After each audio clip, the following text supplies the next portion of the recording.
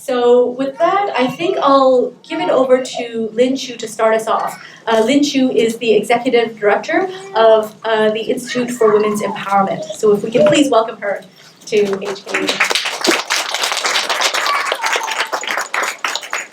Good evening, everyone.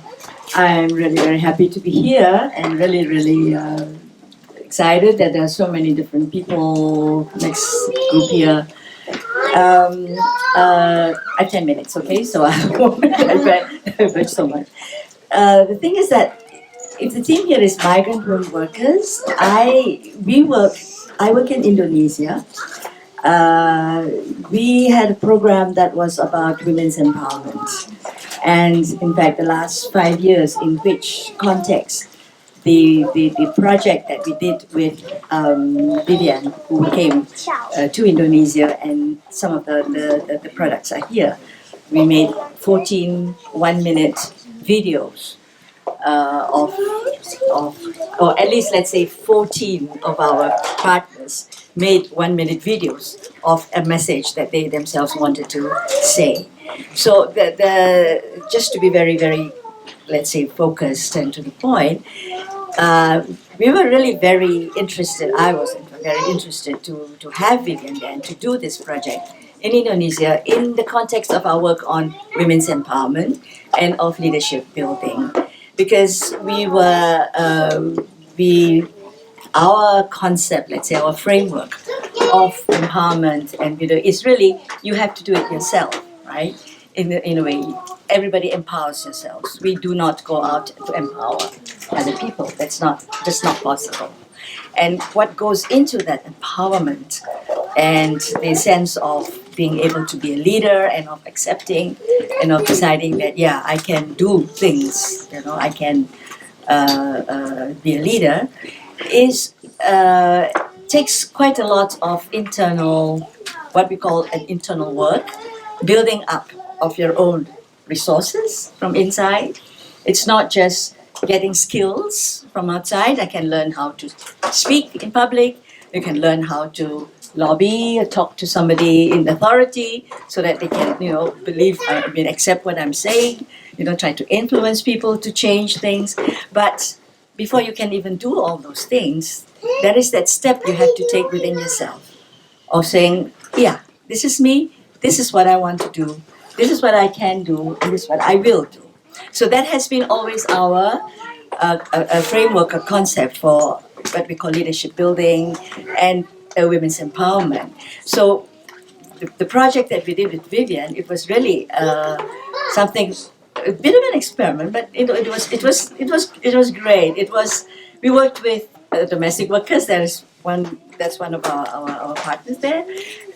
Domestic workers, but local domestic workers. Actually, they were not. Let's say they're not cross-border migrants, but of course, internal migrants. Yeah, you could say they were, yeah. And we worked with women porters, and that's another women porter there in the film. And we worked with home-based workers, women who were making things at home, producing their own things, or cooking food, or making things to sell. So we decided to have this video workshop with these 3 groups of women, and together, not separately, together. And it was really so many aspects of things that came about. One thing was to make a video, to hold the camera in their hands. It was all the first time for all of them, right? They had never done this thing, so they were really excited to come, and we had to really limit the numbers because we wanted to have really kind of a good, deep kind of workshop and not just. It was not skills. It was not just learning the skills for us again. So one important aspect that I would like to mention here is that what we thought was the core, the really goal of what we were trying to do with this workshop was that the women, decided for themselves what is the message, what is the one thing they wanted to say, and they wanted to say it public. Because many of them had really never had opportunities to do that before. And that was also one of the things that was very much appreciated in the end. And the process of doing this was also quite special because we started off really trying to build a safe space wherein women could open up and first of all share with each other, and tell things to each other that they'd never done so in, openly. Many things came up, issues on their private lives, right? Like someone had undergone, suffered domestic violence. Someone else had, really been had bad childhood or things like that, which they had not really talked about with their colleagues or with each other. So that was one thing that they were able to come out with that, and that really made, also created that kind of atmosphere where they were able to, to really focus on their stories and the surprising thing was they all said, no, I want to say that, like I want to tell that story, whatever it was, and really held on to it. So that the sense of empowerment, the sense of I'm telling my thing, was really key, was really very important. The other important aspect of what we did was that these three groups worked together so that they were listening to each other's stories, and there were different contexts in which they lived and worked.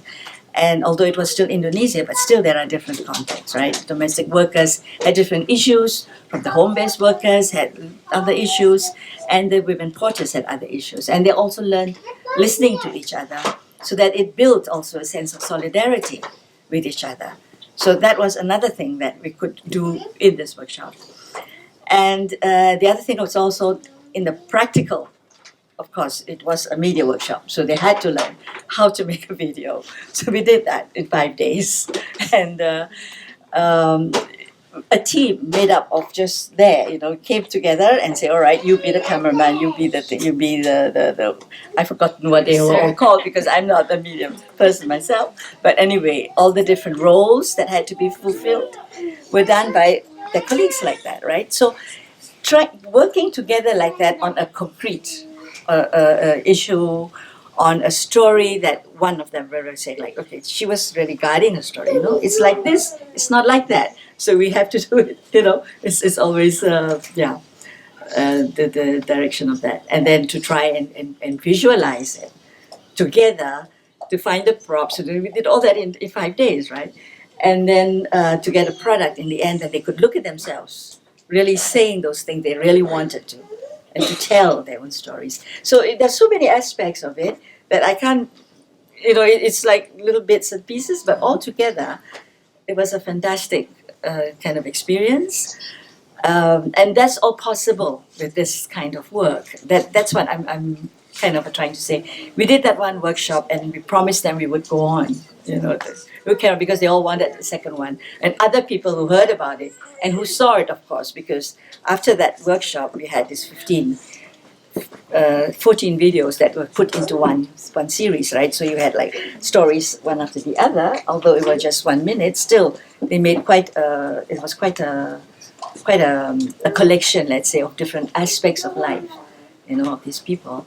And we showed it at the jamboree that we had at the end of the program, which where 250 women were present, and it was fantastic. They were all like, wow, when is the next workshop? We want to come. So it was, they understood, they could see, what it was, just to see that their friends, their partners, or their standing there and saying, or acting out some really private issues of their lives was very empowering. It's very empowering to them. Yeah? So that's what it's about, that visualizing the voices of women. That's a powerful tool, really, because it's concrete. You can see it at the end, but in the process of it, a lot can happen. And you have to be clear, of course, what is the goal that you want to reach. We were not making advocacy videos, so it was not about talking about a certain problem or issue, but really saying, what do I want to tell people? Whoever is going to see this video is going to know a little bit of my life, and that was the important thing. That was our experience to open this. Thank you.